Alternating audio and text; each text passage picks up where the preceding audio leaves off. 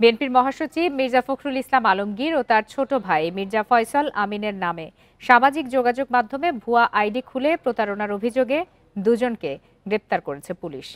টাঙ্গাইল ও নীলফামারীতে অভিযান চালিয়ে হায়দার রহমান এবং শাকিল আহমেদ নামে দুজনকে আটক করা হয়। এই ঈদে জামা জুতো অ্যাক্সেসরিজের ডিসকাউন্ট।